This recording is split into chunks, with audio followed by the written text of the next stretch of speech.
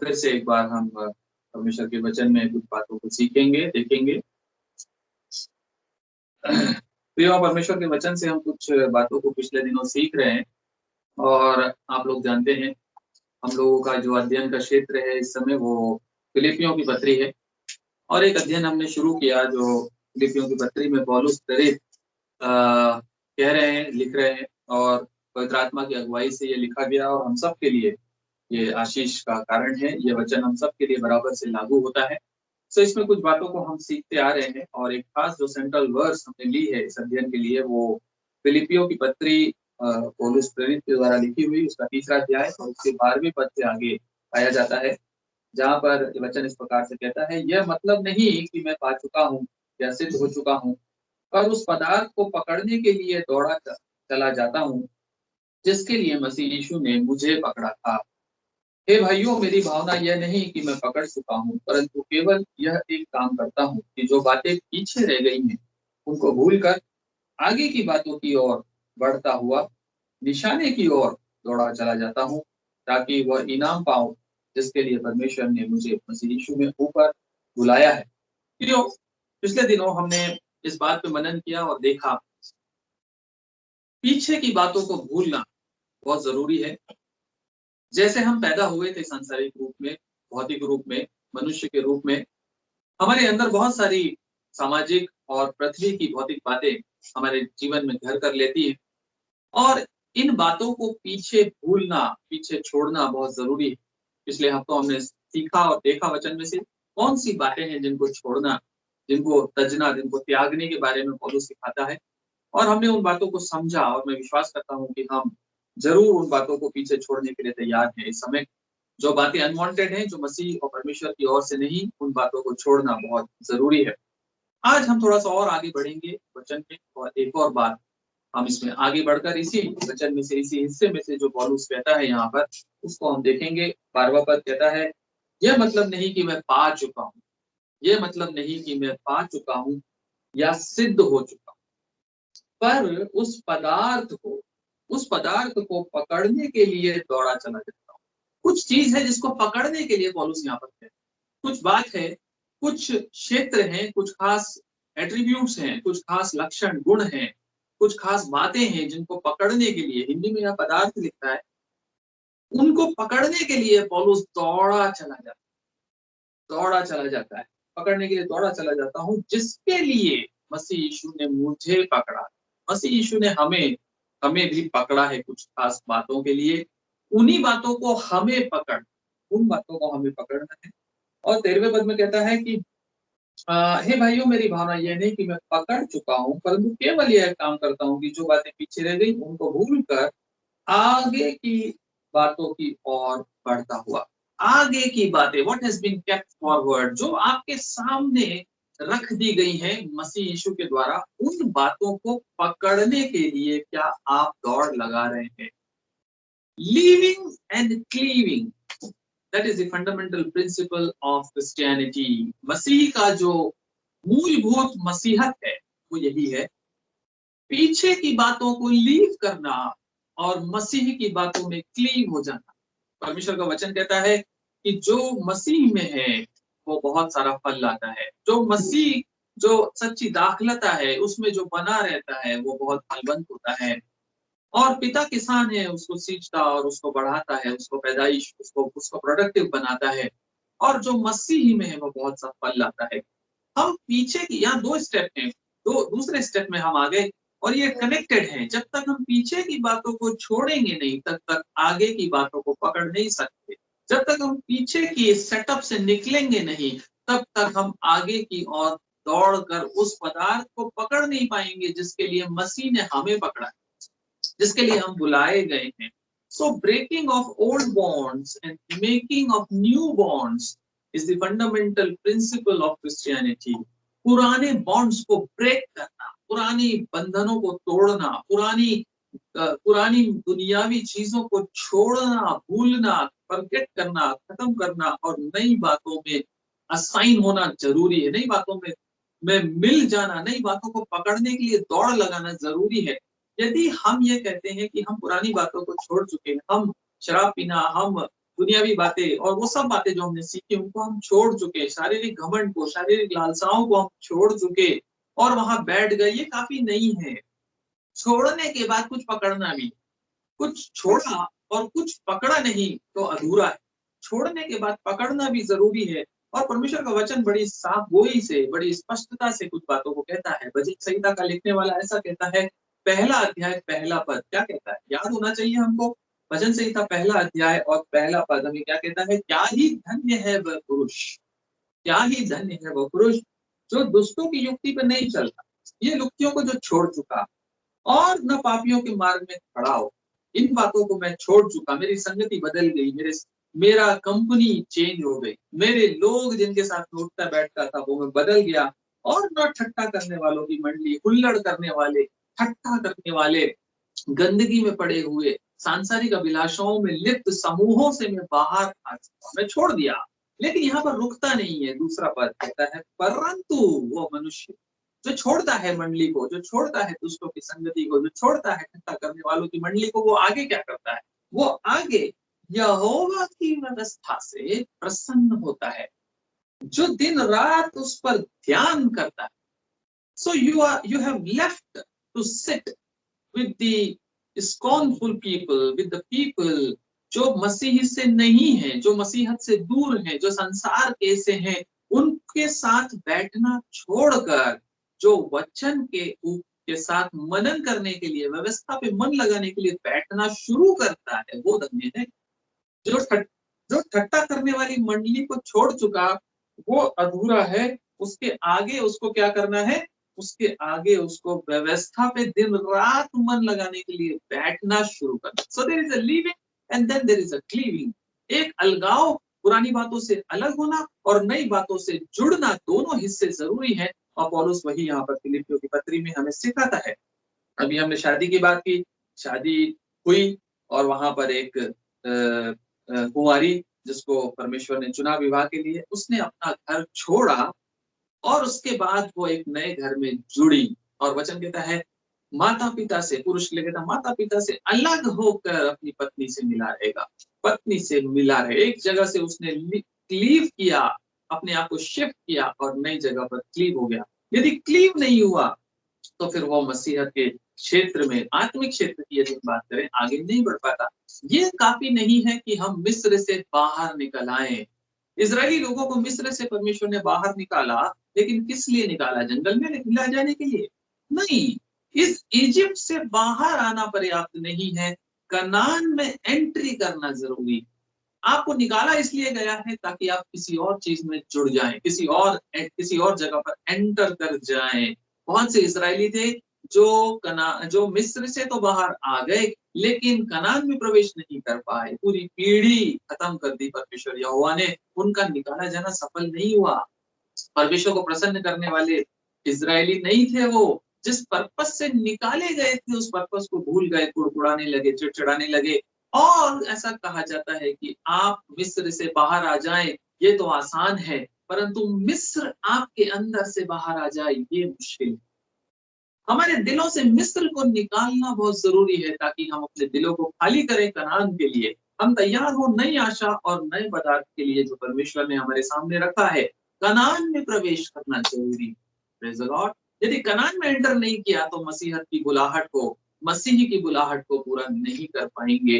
कनान के लिए बुलाए गए हैं, मिस्र से केवल निकालने के लिए नहीं। रिपेंट करने के बाद बिलीव करना जरूरी है और मिस्र से निकलने के बाद कनान में प्रवेश करना भी जरूरी है। प्रियो, जरमाया की पुस्तक में इस प्रकार से लिखा है, पहले अध्याय और उसके 10वें पद में, पहले अध्याय और उसके 10वें पद में यहाँ पर यिर्मयाह का अभिषेक परमेश्वर यहोवा कहता है, मैंने तेरा यहोवा कहता है, मैंने तेरा अभिषेक किस लिए किया, इसलिए किया है।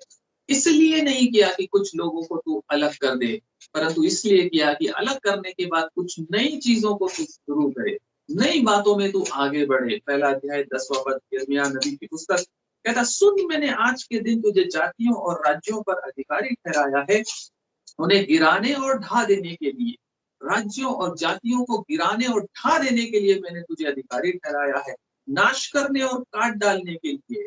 जो परमेश्वर की ओर से नहीं है उसको खत्म कर देने के लिए परमेश्वर ने यिर्मयाह को बुलाया।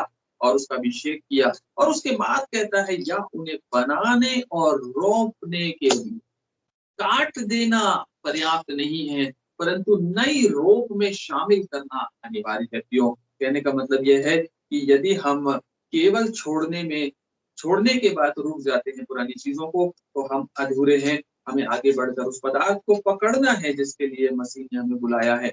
यदि उनको नहीं पकड़ा, तो फिर हमने मसीहत का कॉल पूरा नहीं किया। विश्वासी होने के नाते उस कॉल को, उस बुलाहट को हमने नहीं समझा जिसके लिए हम बुलाए। हम छोड़ने के लिए बुलाए गए और नई चीजों को पकड़ने के लिए भी बुलाए गए हैं। क्यों? इसलिए उनको छोड़कर आगे बढ़ना जरूरी है। हम वचन कहता है कि हम पुरानी बातों की नींव बार बार न डालते रहें। We should not relay the foundations again and again. बार बार पुरानी बातों, कितनी बार नींव डालेंगे? नींव डालने से मकान नहीं बनता। परमेश्वर नींव में इंटरेस्टेड नहीं है बार बार नींव के डाले जाने से। वो कहता है एक बार नींव डालो, मजबूत डालो और आगे बढ़ो और उसके ऊपर स्ट्रक्चर को बिल्डअप करो। ऐसा कोई कारीगर नहीं होगा और ऐसा कोई बनाने वाला नहीं होगा जो नींव बना के रुक जाए। यदि नींव बनाकर रुक जाता है तो इसका मतलब उसको मालूम ही नहीं कि उसका काम क्या है। उसका काम नींव बनाने के लिए उसको नहीं बुलाया गया। उसको बुलाया गया मकान बनाने के लिए, सुपर स्ट्रक्चर बनाने के लिए। बार बार पुरानी फंडामेंटल्स की चीजों की नींव डालना पर्याप्त नहीं, पर उसके ऊपर एक स्ट्रक्चर को बिल्ड करना जरूरी है प्रिय। इसलिए हमें किन बातों में आगे बढ़ना है, जल्दी से हम देखते हैं कौन से पदार्थों को पकड़ने के लिए, किन चीजों में पक्का होने के लिए हमें पौलुस यहाँ पर लिख रहा है और उसमें हमको समझना बहुत जरूरी है। पौलुस हमको कह रहा है कि हम परमेश्वर के वचन के अनुसार सुसमाचार के योग्य जीवन बिताने वाले बने। पुरानी चीजों को छोड़कर यदि हम एक अच्छे गुड बुक में आने वाले इंसान बन जाते हैं, दुनिया की नजरों में एक बड़े अच्छे, भोले, समझदार और सारी बुरी चीजों को छोड़कर एक अच्छे सेक्युलर पर्सन बन जाते हैं, तो ये परमेश्वर का वचन पूरा नहीं करते हम यहाँ। परमेश्वर का वचन हमसे कहता है पुरानी बातों को छोड़कर आगे क्या बनना है। देखिए, अच्छा इंसान तो बहुत सारे लोग बनते हैं दुनिया में जो बहुत सारे बुरे कामों से दूर है, जो झूठ नहीं बोलते, जो शराब नहीं पीते, सिगरेट नहीं पीते, व्यभिचार में नहीं है, रिश्वत नहीं लेते, मदद करते हैं, हेल्पर हैं। लेकिन क्या उनके पास मसीह है? क्या इन बातों से मसीहत या मसीह को उन्होंने पाया? मसीह ने जिस बात के लिए उनको पकड़ा था, क्या उन्होंने उस बात को पकड़ा? नहीं, ये पर्याप्त नहीं है। वचन कहता है, इसी फिलिपियों की पत्री में पौलुस कहता है सुसमाचार के योग्य जीवन बिताना, उस पदार्थ को पकड़ना है जिसके लिए मसीह ने आपको पकड़ा था। मसीह ने आपको इसलिए पकड़ा ताकि आप एक life worthy of gospel lead कर सकें। Life worthy of gospel is to be led, and that is the call given by Paul in the epistle of Philippians for every believer। हम में से हर एक विश्वासी के लिए यह कॉल है कि हम सुसमाचार के योग्य जीवन बिताना शुरू कर दें। यदि पुरानी बातें छोड़कर सुसमाचार के योग्य जीवन बिताना शुरू नहीं किया, तो अधूरा काम किया है, पूरा काम नहीं किया। Let us catch forward the life worthy of the gospel 1:27 Philippians का 1:27 आपसे कहता है, मुझसे कहता है, केवल इतना करो। पौलुस लिख रहा है फिलिपियों को, केवल इतना करो कि तुम्हारा चाल चलन मसीह के सुसमाचार के योग्य हो। Praise the Lord. फिलिपियों की पत्री को दिख रहा है, मेरे लिए भी कह रहा है, सुसमाचार के योग्य जीवन बिताना शुरू करो। यदि नहीं किया तो फिर व्यर्थ है, पुरानी चीजों को छोड़ देना। बेहतर होता कि पुरानी चीजों में ही पड़े रहते। यदि सुसमाचार के योग्य जीवन बिताना शुरू नहीं कर दिया, सुसमाचार का वर्दी गॉस्पल नहीं, हमने जीवन नहीं यदि बिताना शुरू किया, तो फिर हमारा कॉल अधूरा रह गया। क्यों? और मत्ती 5:16 में ऐसा लिखा हुआ है कि तुम जगत की ज्योति हो और तुम्हारी ज्योति ऐसे चमके लोगों के ऊपर कि लोग तुम्हें देखकर परमेश्वर पिता की जो स्वर्ग में है उसकी आराधना, उसकी महिमा, उसकी बड़ाई करने लगे। उसी प्रकार तुम्हारा उजियाला मनुष्यों के सामने चमके। 5:16 मत्ती। उसी प्रकार तुम्हारा उजियाला मनुष्य के सामने चमके कि वे तुम्हारे भले कामों को देखकर तुम्हारे पिता की जो स्वर्ग में बढ़ाई करे। That is the life worthy of gospel. सुसमाचार के योग्य जीवन ये है। यदि पुरानी बातें छोड़ दी तो महिमा आपकी होगी, परमेश्वर की नहीं होगी। लेकिन जब आप सुसमाचार के योग्य जीवन बिताना शुरू कर देंगे तो महिमा आपकी नहीं होगी, सुसमाचार देने वाले की होगी और मसीही की होगी, उस पिता की होगी जिसने आपको बचा लिया। बचाने वाले की महिमा होती है। यदि स्विमिंग पूल में आप डूब रहे हैं, डूब रहे हैं और यदि कोई लाइफ सेवियर, यदि कोई जैकेट लाइफ गार्ड यदि कूद कर आपको बचा लेता है तो महिमा किसकी होनी चाहिए? महिमा उसकी होनी चाहिए जिसने बचाया है। महिमा उसकी नहीं होनी चाहिए जो हाथ पैर मार के बचने की कोशिश कर रहा है पर बच नहीं पा।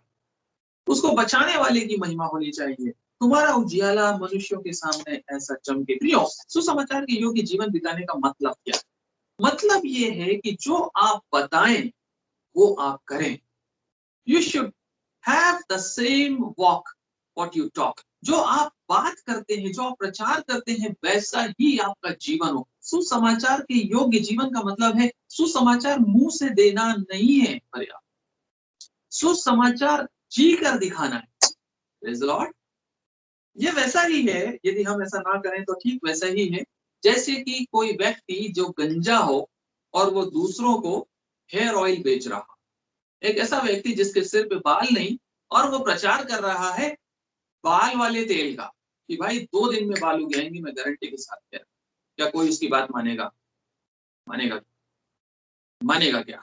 कोई ऐसा डॉक्टर जो हमेशा बीमार रहता हो, जो खुद हॉस्पिटल के चक्कर काटता हो, उसकी क्लिनिक में कभी जाएंगे क्या इलाज करा? बताइए, जाएंगे? सुसमाचार के योग्य जीवन का मतलब यही है। क्यों? सुसमाचार बोलने से नहीं होता है। मसीह प्रभु है ये बोल देना काफी नहीं है, ट्रैक्ट्स बांट देना काफी नहीं है, ट्रैक्ट्स लोगों को मसीह के बारे में बता देना काफी नहीं है, पर आपका जीवन उस योग्य जी कर दिखाइए। जो कहते हैं कर कर दिखाइए, पौलुस कह रहा है, उसको पकड़िए, उसको पकड़िए। पुरानी चीजों को छोड़ देना काफी नहीं है, उस पदार्थ को पकड़ लीजिए जो आपके सामने रखा गया है, जिसके लिए मसीह ने आपको बुलाया। और मत्ती 28:18 में एक कमांडमेंट दिया, कहता है जाओ और मेरे नाम से सारी जातियों में लोगों को चेला। और चेले कब बनेंगे? जब वो देखेंगे उन्हें मेरी आज्ञा मानना सिखाओ। कैसे सिखाएंगे आप? कैसे सिखाएंगे? माँ बाप बच्चों को झूठ मत बोलना, यदि खुद झूठ पे झूठ बोलते हो सुबह शाम, सिखा सकते हैं।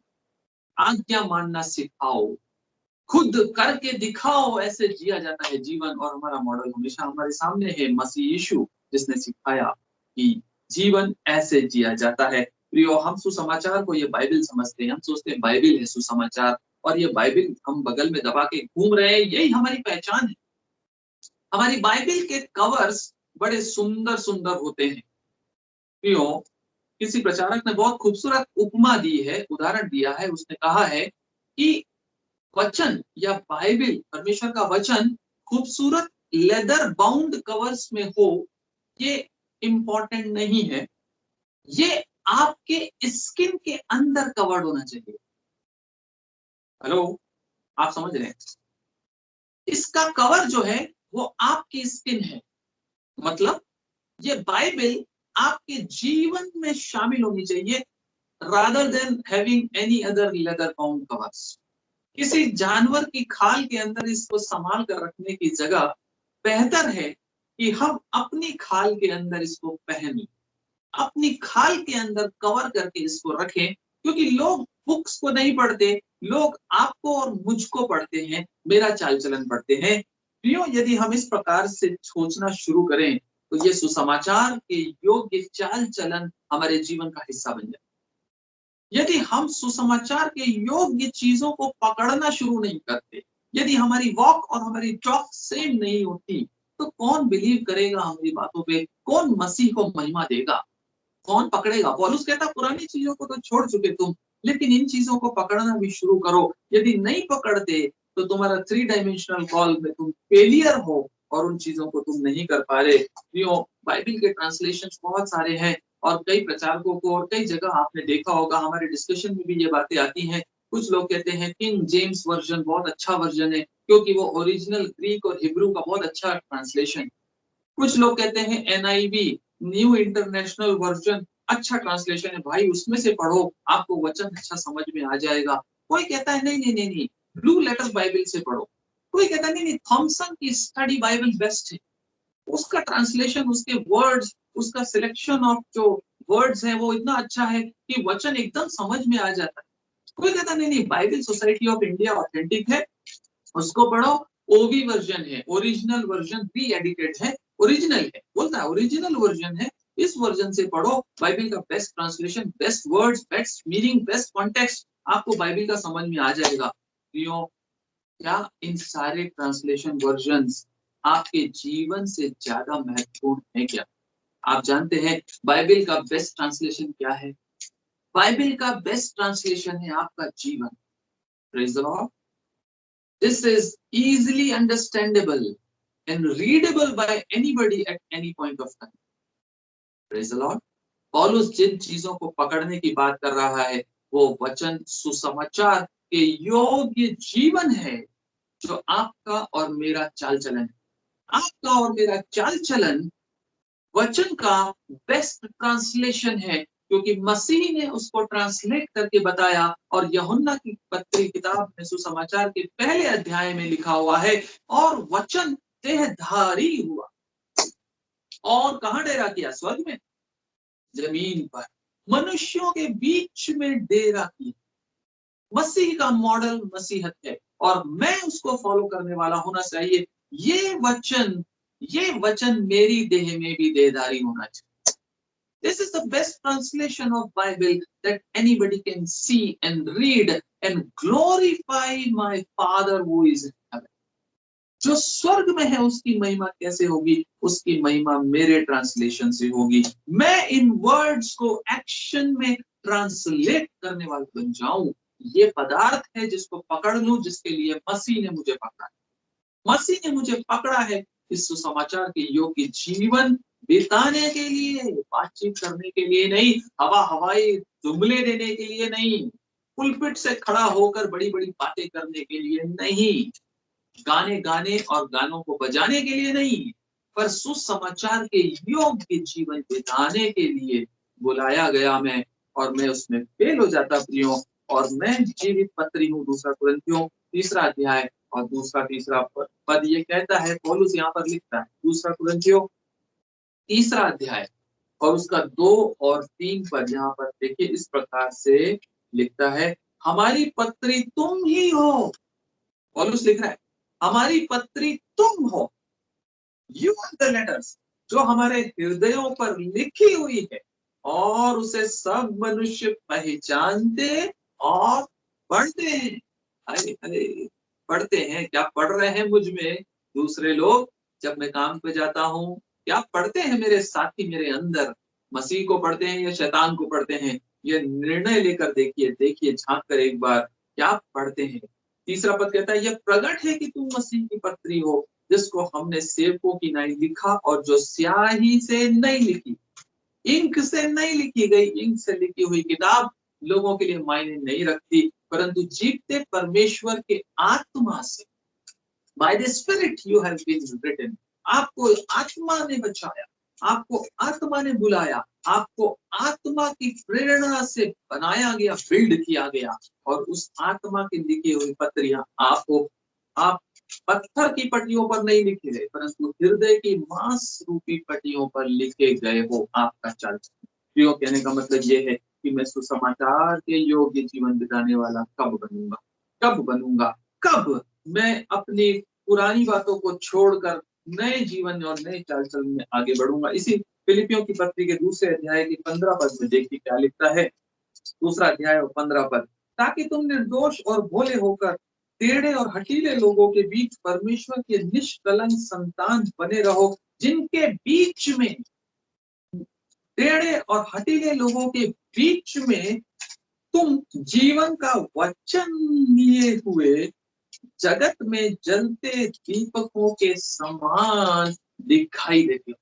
सुसमाचार के योग्य जीवन जलते हुए दीपक के समान परमेश्वर के वचन को लिए हुए जीवन को जीने वाला व्यक्ति है, जो उजियाला परमेश्वर का प्रकाश के समान चमकाता और दूसरों के सामने एक परमेश्वर की बड़ाई का कारण बनता है। और ये जीवन केवल किसी पास्टर या प्रीस्ट या प्रेरित की उपस्थिति में नहीं, पौलुस कहता है इसी दूसरे अध्याय के 12वें पद में, फिलिपियों 2:12 में, यहाँ पर वो उसको स्पष्ट करता है, इसलिए हे मेरे प्रियो, जिस प्रकार तुम सदा से आज्ञा मानते आए हो, वैसे ही अब भी ना केवल मेरे साथ, पास्टर के साथ, पास्टर के सामने पवित्र बनने से नहीं है जरूरी, पवित्र बने रहना, उसके वचन की मशाल और रोशनी को लेकर लिए रहना उसकी अनुपस्थिति में जरूरी। मेरे साथ ही रहते हुए नहीं, न केवल मेरे साथ रहते हुए, पर विशेष करके अब मेरे दूर रहने पर भी डरते और कांपते हुए अपने उद्धार के कार्य को पूरा करते जाओ। प्रियो, कहने का मतलब ये, सुसमाचार के योग्य जीवन केवल किसी की उपस्थिति में नहीं, केवल चर्च के अंदर नहीं, केवल किसी प्रेरित या पास्टर या एल्डर या माता पिता के सामने नहीं, परंतु उनकी अनुपस्थिति में जीना है, क्योंकि टेढ़े और हटीले लोगों के बीच में आप रखे गए, उसकी मशाल लेकर ज्योति के समान चमकते हैं। आपका चरित्र, आपका कैरेक्टर क्या है? कैरेक्टर असली वही है, what you do when no one is watching. जब आपको कोई देख नहीं रहा, उस समय आप कैसे बिहेव करते हैं, कैसी भाषा बोलते हैं, कैसा चाल चलन अभिव्यक्त करते हैं, वो है आपका असली मसीहत का जीवन और चाल चलन और सुसमाचार के योग्य जीवन। वहां पता चलता प्रियो, और ये मेरे जीवन में होना चाहिए। हम अपने मन से इन चीजों को मानना शुरू करें। यहाँ पर पौलुस इसी फिलिपियों की पत्री के 4 अध्याय के 8वें पद में इस बात को फिर कंफर्म करता है। 3 चीजों पे मन लगाना है। keep keep keep a watch on your heart, keep it diligently, keep it wisely। अपने मन को कंट्रोल करोगे कि इसी में से जीवन के सोते निकलते। जीवन का सोता कहाँ से निकलता है? आपके मन के अंदर से। और यहाँ क्या कहता है? जो बातें आदरणीय है, जो बातें सत्य है, जो बातें उचित है, और जो बातें पवित्र है, और जो सुहावनी है, और जो मनभावनी है, और सद्गुण और प्रशंसा की बातें हैं, उन पर ध्यान लगाया करो। और आगे कहता है, जो तुमने मुझसे सीखी, ग्रहण की, सुनी, देखी, उन्हीं का पालन किया करो। ये है आज्ञा मानना सिखाना। जो मुझ में देखा उनका पालन करो। यदि मुझ में नहीं देखा तो मैं कह नहीं सकता कि इन बातों का पालन करो। पौलुस कहता है, जो तुमने मुझसे सीखी है, मुझ में देखी, उनका पालन करो। क्योंकि प्रोवर्ब्स में 4:23 में ऐसा कहता है कि जो तुम्हारे मन के अंदर है, सबसे अधिक अपने मन की रक्षा। नीति वचन 4:23, सबसे अधिक अपने मन की रक्षा कर। मन की रक्षा के लिए पौलुस यहाँ कुछ सूत्र दे रहा है। वो कह रहा है, किन बातों पे ध्यान लगाओगे तो मन की रक्षा होगी, इन बातों पे ध्यान लगाना। कहता सबसे अधिक अपने मन की रक्षा कर, क्योंकि जीवन का मूल स्रोत वही है। Springs of life come out of it. आपके जीवन का सोता आपके मन से निकलता है प्रियो। और यदि इस पर हम मन नहीं लगाते तो हमारा चाल चलन सुसमाचार के योग्य नहीं बनेगा। प्रियो, दूसरी बात जो पकड़ के रखनी है वो ये है कि सुसमाचार के योग्य जीवन बिताना और बिताकर उसको स्प्रेड करना है। Reach to the unreached. जहां तक सुसमाचार पहुंचा नहीं, वहां पहुंचना है। मसीह ने इसीलिए आपको बुलाया, पीछे की बातें छोड़कर अपना एंजॉयमेंट करने के लिए नहीं, संतुष्ट होने के लिए नहीं, परंतु सुसमाचार के योग्य जीवन बिताने के लिए और उन लोगों तक पहुंचने के लिए मेहनत करना है जहां तक मसीह नहीं पहुंचा। जहां तक मसीह का सुसमाचार नहीं पहुंचा है, वहां जाने के लिए आपने क्या किया जिंदगी में। ये बात आप मैटर करेगी उस दिन जब मसीह आएगा हमें लेने के लिए। वो पूछेगा, उन तोड़ों का क्या हुआ जो तुम्हें दिए गए। मसीह आपसे पूछेगा, उन तोड़ों का क्या किया जो तुम्हें दिए गए। उन बातों का क्या हुआ, उस उद्धार का तुमने क्या किया। जो उद्धार तुमको दिया गया था, उस उद्धार से कितनों को प्रेरणा दी तुमने कि वो भी उद्धार में शामिल हो जाए। कितने लोग आज संसार को छोड़ के जा रहे हैं बिना मसीह को जाने। एक बार एक मैसेज के टाइम मैंने एक उदाहरण दिया था कलीसिया में, और शायद आप लोग भी सुने होंगे पहले। लॉस्ट सोल्स के लिए क्या पैशन है हमारा। जो नाश हो रही आत्माएं, उनके लिए क्या करते हैं हम, क्या मेहनत कर रहे हैं हम, क्या सोचते हैं, क्या उनके लिए हम दे रहे हैं, क्या उनको हम पहुंचा रहे हैं। हमारे पास हम एक बची हुई नाव में बैठे हुए हैं, लाइफ जैकेट पहन के, लेकिन टाइटैनिक डूब रहा है। टाइटैनिक के लोग मर रहे हैं, हाथ पैर मार रहे हैं, हाथ दिखा रहे हैं कि हम डूब रहे हैं, उनको मालूम ही नहीं है कि वो मरने वाले हैं और डूबने वाले हैं, हम देख रहे हैं कि वो डूब रहे हैं। हम कितने लोगों को हाथ बढ़ाकर खींचने का काम कर रहे हैं, क्यों? पौलुस यहाँ पर कहता है, if you are not able to proclaim the gospel, यदि आप गॉस्पेल को प्रोक्लेम नहीं कर पाते अपने जीवन से, उन लोगों को फायदा नहीं पहुंचा पाते जिनको फायदा पहुंचना चाहिए, तो फिर हमारा सुसमाचार के योग्य जीवन बिताने का भी कोई फायदा। Let us reach with the gospel to those who have not heard the gospel till now, जिन्होंने गॉस्पेल सुना नहीं उन तक पहुंचे। क्यों? जल्दी से हम देखेंगे फिलिपियों की पत्री में जो सेंट्रल थीम है पौलुस का, आप जानते हैं क्या है? सुसमाचार को फैलाना। सुसमाचार को फैलाने के लिए उसने जान लगा दी। कितनी यातनाएं सही, कितनी परेशानियां सही। और जब शुरू करता है फिलिपियों की पत्री को पहले अध्याय में ही कई बार इस बात को कहता है। देखिए जल्दी से देखते हैं, पहला अध्याय 5वां, इसलिए कि तुम पहले दिन से लेकर आज तक सुसमाचार के फैलाने में, वाह, स्प्रेडिंग ऑफ द गॉस्पेल, वहां से शुरू करता है लेटर को। कहता है सुसमाचार के फैलाने में मेरे सहभागी रहो। सुसमाचार को फैलाना, अंडरलाइन, सुसमाचार को फैलाना, ये सेंट्रल थीम है फिलिपियों की पत्री का जो पौलुस कह रहा है। पौलुस की इस पत्री में कई जगह देखेंगे आप सुसमाचार सुसमाचार सुसमाचार, सुसमाचार के लिए ये किया, सुसमाचार के लिए वो किया, सुसमाचार फैलाने के लिए मैंने ये किया, इसके लिए मैंने ये सहा, इसके लिए सुसमाचार फैलाने के लिए प्रेरणा देता है इन पदार्थों को पकड़ने। जो मेरे सामने रखा है वो क्या है? सुसमाचार के योग्य जीवन, और उसको फैलाना उन लोगों तक जो बचे हुए नहीं। क्यों? 7वां पद यहाँ पर क्या कहता है? इसी का पहला 7, उचित है कि मैं तुम सबके लिए ऐसा ही विचार करूं कि तुम मेरे मन में आ बसे हो और मेरी कैद में और सुसमाचार के लिए उत्तर और प्रमाण। सुसमाचार, 12वां पद, इसी का 12वां पद, हे भाइयों मैं चाहता हूं कि तुम ये जान लो कि मुझ पर जो बीता है उससे क्या हुआ है, सुसमाचार की बढ़ती, सुसमाचार की बढ़ती, सुसमाचार सुसमाचार, फर्दरेंस ऑफ द गॉस्पेल। 17 पद क्या कहता है? और कई एक तो सिधाई से नहीं पर विरोध से मसीह की कथा सुनाते, मसीह की कथा, सुसमाचार, मसीह की कथा सुनाते हैं, यह सोचकर कि मेरे लिए क्या है मसीह की कथा। इसी का 27वां पद, 1:27 क्या कहता है? केवल इतना करो कि तुम्हारा चाल चलन मसीह के सुसमाचार के योग्य हो, चाहे मैं आकर तुम्हें देखो चाहे ना भी हो। तुम्हारे विषय में यही सुनो कि तुम एक ही आत्मा में स्थिर हो और एक ही चित्त होकर सुसमाचार के विश्वास के लिए क्या करते हो? सुसमाचार के विश्वास के लिए परिश्रम करते हो। हाय, परिश्रम करते, सुसमाचार के लिए लेबर करते हो। सुसमाचार के लिए लेबर कितना किया हमने, कितने लोगों तक सुसमाचार का लेबर करके पहुंचे हैं कभी? कितने लोगों, कितनी आत्माओं को हम उनको प्रीच कर रहे हैं जो ऑलरेडी प्रीच्ड, हम उनको रीच करते हैं जो ऑलरेडी रीच्ड। हम उन लोगों के बीच में 2 घंटे 1 घंटा बिताकर और खुश हो जाते हैं, लेकिन हम उन सोल्स के लिए पैशन नहीं रखते जो खोई हुई सोल्स हैं। ये खोई हुई सोल्स कैसी होती है? यदि आपका बच्चा स्कूल जाए सुबह और 12 बजे तक वो स्कूल से वापस आ जाता है, ठीक है, और दिन के 12:30 बज जाए और आपका बच्चा घर ना, क्या एहसास आपके मन में आना शुरू हो? कौन सी बात आपके मन में घर करेगी? मेरा बच्चा हो तो नहीं गया। 12:30 तक भी बहुत मुश्किल से वेट कर पाएंगे। माँ जो घर में काम कर रही है, बाप जो ऑफिस में, माँ जैसे ही देखेगी 12:30 हुआ और मेरा बच्चा घर नहीं आया, सबसे पहले बाप को फोन करेगी, आज बच्चा घर नहीं आया, देखे कहाँ रह गया। 1:45, 1, 1:30, क्या रुक पाएंगे घर के अंदर? क्या घर में बैठकर इंतजार करेंगे कि आ जाएगा बच्चा, कोई बात नहीं, दूसरे काम कर लेते हैं, बच्चा घर में आ जाएगा। Your child is lost. Do you have the same passion for a lost soul?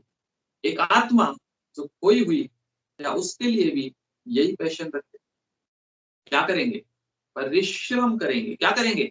खाना पीना घर बार छोड़कर, बिना ताला लगाए पड़ोसी को बोलकर घर से भागेंगे बिना कपड़े बदले, बिना कंघी किए, बिना पाउडर और मेकअप किए।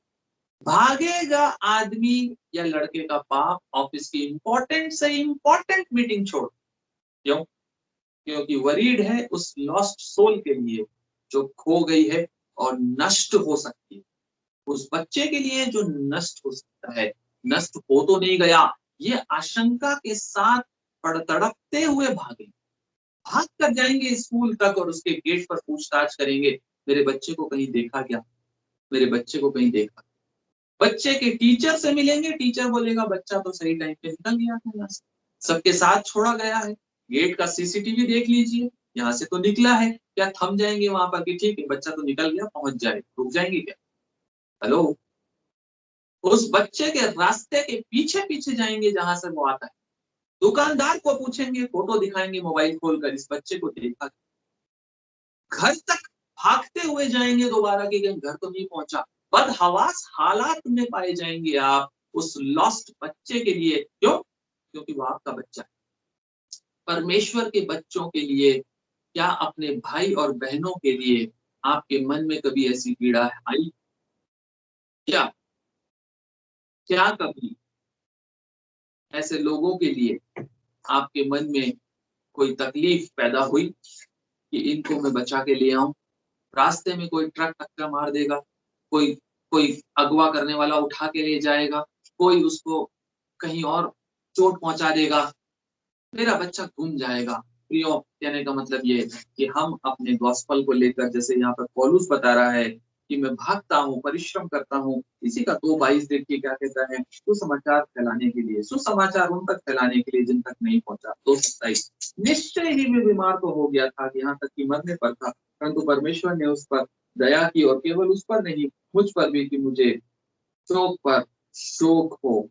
सॉरी, 2:22 पर उसको तो तुमने परखा और जान भी लिया है कि जैसा पुत्र पिता के साथ करता है, वैसा ही उसने सुसमाचार के फैलाने में मेरा साथ दिया। सुसमाचार के फैलाने, सुसमाचार के फैलाने। और इसी का 4 अध्याय 3 पद देखिए क्या कहता है, हे सच्चे सहकर्मी, मैं तुझसे भी विनती करता हूँ कि तू इसको की सहायता कर, क्योंकि उन्होंने मेरे साथ सुसमाचार फैलाने, सुसमाचार फैलाने में मैं क्लेमेंस और मेरे अन्य सहकर्मियों के साथ परिश्रम किया। इसी का 15, कितनी जगह फिलिपियों को लिखा, कितनी जगह है फिलिपियों, तुम आप भी जानते हो कि सुसमाचार प्रचार के आरंभ में जब मैं मकीदुनिया से विदा हुआ तो तुम्हें छोड़ और किसी मंडली ने लेने देने के विषय में साथ सुसमाचार के फैलाने, सुसमाचार का परिश्रम, सुसमाचार का परिश्रम, सुसमाचार, सुसमाचार। What have you done for this सुसमाचार? 10 जगह हमने यहाँ देखा पौलुस ने क्या क्या नहीं कहा सुसमाचार के। फिलिपियों की पत्री हमें सिखाती है, ये पैशन था पौलुस का। आप जानते हैं फिलिपियों की का चर्च कैसे एस्टेब्लिश हुआ, जानते हैं? पौलुस ने एस्टेब्लिश किया, कैसे किया जानते हैं? उसके सहकर्मियों के साथ मिलकर। नहीं जानते तो प्रेरितों के काम 16वां अध्याय पढ़िए आराम से। प्रेरितों के काम 16वां अध्याय पढ़िएगा कि फिलिपियों की चर्च की एस्टेब्लिशमेंट कैसे हुई। एशिया से भागता हुआ गया है क्योंकि पवित्र आत्मा ने कहा था वहां जाना। वो जाना चाहता था, एशिया में ही घूमना चाहता था। एशिया से भाग कर निकाला गया है पौलुस, जहाज पर जेल खाने में डाला गया पौलुस, कोड़े लगवाए गए और लकड़ी के साथ पैरों को बांध दिया गया। पौलुस और उसके सहकर्मियों को जेल खाने में डाल दिया गया, मच्छर की और गंदगी वाली अवस्था में डाला गया। वहां पर उसकी सहायता कुछ महिलाओं ने की फिलिपियों। और यूरोप का पहला चर्च था फिलिपियों। सुसमाचार को फैलाने के लिए एशिया से यूरोप तक 2000 साल पहले यात्रा की पौलुस। हम आज भी जाने के लिए 1000 बार सोचेंगे। जिन पीड़ाओं और जिन रास्तों से पौलुस गया, एक बार अध्ययन करके देखिए उन रास्तों में क्या क्या तकलीफें उसने फेस की। क्यों? सिर्फ एक पर्पस था, फिलिपियों में एक चर्च एस्टेब्लिश करना, फिलिपियों में सुसमाचार पहुंचा। ये पैशन था पौलुस का लॉस्ट सोल्स के लिए। फिलिपियों एक रोमी नगर था। हाकिमों ने उसको पकड़ के पीटा, मारा, और दुष्ट आत्माओं का वास था वहां पे लोगों के अंदर, लेकिन वहां गया निडर होकर, सुसमाचार को प्रोक्लेम किया। क्या मैं और आप उस पदार्थ को पकड़ेंगे? एशिया से लेकर बेतनिया और मकीदुनिया तक पौलुस जाता है, और मकीदुनिया प्रदेश के फिलिपियो नगर में जाकर विरोधियों के बीच में एक चर्च को प्रोक्लेम करके स्टैब्लिश करता है, सुसमाचार देता है। प्रेरितों के काम 16 में पढ़िएगा। इस प्रकार से मसीह का विजन वहां पूरा करता है। मसीह का विजन क्या था, ये देखकर हम यहाँ पर खत्म करेंगे। मसीह का विजन, यीशु मसीह क्या केवल हमारे लिए जो विश्वास में आ गए उनके लिए चिंता करता है? क्या केवल उनके लिए? नहीं। मसीह उन भेड़ों की भी चिंता करता जो उसकी भेड़शाला की नहीं है, जो मर रही है वहां। क्या आप और मैं उनकी चिंता करते हैं? यूहन्ना 10वां अध्याय 16, यूहन्ना का सुसमाचार 10वां अध्याय 16 पद क्या कहता है? और मेरी और भी भेड़े हैं, और मेरी और भी भेड़े हैं जो इस भेड़शाला की नहीं, मुझे उनका भी लाना अवश्य है कि वे मेरा शब्द सुनेंगी, तब एक ही झुंड और एक ही चरवाहा होगा। Praise the Lord. मसीह का विजन, यीशु मसीह का दर्शन केवल अपनी भेड़शाला की भेड़ों को बचाना नहीं था, अपनी भेड़शाला से बाहर उन भेड़ों तक पहुंचना था जो उसकी भेड़शाला की नहीं थी, कि वो उसका शब्द सुनेंगी और उस पर विश्वास लाएंगी और नाश नहीं होंगी पर बचाई जाएंगी। यह मिशन था परमेश्वर। हम लोग मिशन में नहीं हैं, हम लोग मशीन में। हम लोग मशीन बन चुके हैं, मिशन से भटक गए। हम मिशनरी नहीं है, हम मशीनरी के मैकेनिक। हम प्रोजेक्ट्स में इंटरेस्टेड हैं, हम बिल्डिंग्स बनाने में इंटरेस्टेड हैं, हम अपनी साजो सामान और सुविधाओं को बिल्डअप करने में इंटरेस्टेड हैं, लेकिन मसीह उसमें इंटरेस्टेड नहीं। मसीह इंटरेस्टेड है उन लोगों तक पहुंचने में जो लॉस्ट होने जा रहे हैं। क्या मैं उस सुसमाचार के योग्य जीवन बिताऊंगा? हम अपने नगरों तक सीमित हैं, हम अपने देश और अपनी भाषाओं तक सीमित हैं। हमारी भाषाएं अच्छी, दूसरे की भाषा खराब। हमारा कपड़ा अच्छा, दूसरे का कपड़ा खराब। हमारी जाति ऊंची, दूसरे की जाति नीची। हम इन बातों में उलझे हुए हैं, लेकिन पौलुस कहता है मसीह का दर्शन ये नहीं है। यदि लूका में पढ़ेंगे 4:43 में, लूका 4:43 में यदि आप पढ़ेंगे, वहां लिखा है, परंतु उसने उनसे कहा, मुझे और नगरों में भी परमेश्वर के राज्य का सुसमाचार सुनाना अवश्य है। मुझे और नगरों में, let us be a global church, let us be a church of glory in the true sense, global laborers of Redeemer Yeshua, global laborers. Don't restrict yourself to your own community, to your own language, to your own family.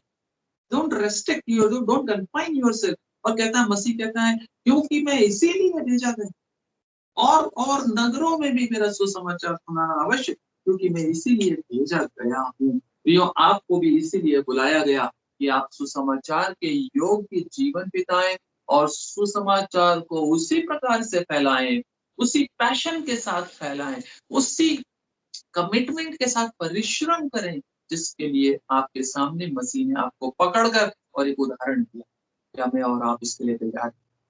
प्रियो, हम अपने जीवन को तैयार करें इस बात के लिए कि परमेश्वर हमें शक्ति दे, सामर्थ्य दे कि हम उस पदार्थ को जो हमारे सामने रखा है पकड़ लें, इससे पहले कि हमारी सांसें टूट जाएं, इससे पहले कि हमारा जीवन समाप्त हो जाए। जीवन का जो परिश्रम, जो लेबर सुसमाचार के लिए करना है, उसको करके ही जाइए। जीवन नश्वर है, आप देख रहे हैं, कोई गारंटी नहीं है। इस हफ्ते आज हम साथ में बैठे हैं, हो सकता अगले हफ्ते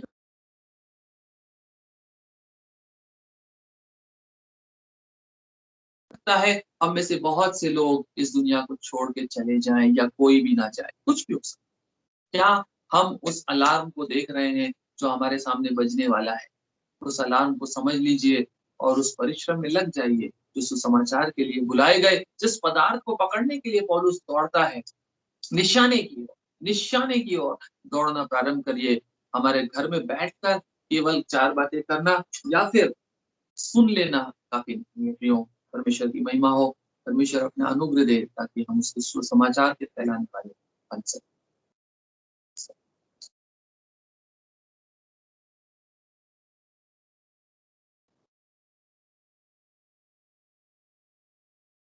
थैंक यू पंकज जी, परमेश्वर के वचन को बहुत सरल तरीके से आपने हमारे बीच में रखा है।